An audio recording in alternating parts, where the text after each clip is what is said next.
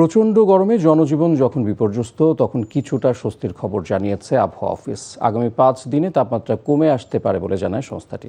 আবহাওয়াবিদ আবুল কালাম এনটিভিকে জানিয়েছেন, শনিবার সন্ধ্যা 6টার দিকে রংপুর, ময়মনসিংহ, ঢাকা ও সিলেট বিভাগের কিছু কিছু জায়গায় এবং রাজশাহী, খুলনা, বরিশাল ও চট্টগ্রাম বিভাগের 2-1 জায়গায় অস্থায়ীভাবে দমকা বা ঝোড়ো হাওয়া ও বিদ্যুৎ চমকানো সহ বৃষ্টি অথবা বজ্রসহ বৃষ্টি হতে পারে। সেই সঙ্গে রংপুর, ময়মনসিংহ ও সিলেট বিভাগের কোথাও কোথাও মাঝারি ধরনের ভারী থেকে অতি ভারী বর্ষণ হতে পারে। এদিন সারা দেশে দিন ও রাতের তাপমাত্রা 1 থেকে 2 ডিগ্রি সেলসিয়াস কমতে পারে।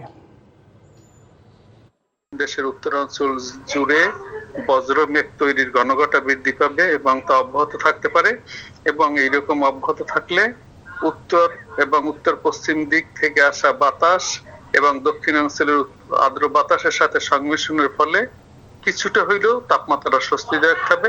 আমরা মনে করি তাপমাত্রা 34 থেকে 37 ডিগ্রির মধ্যে ওঠানামা করতে পারে।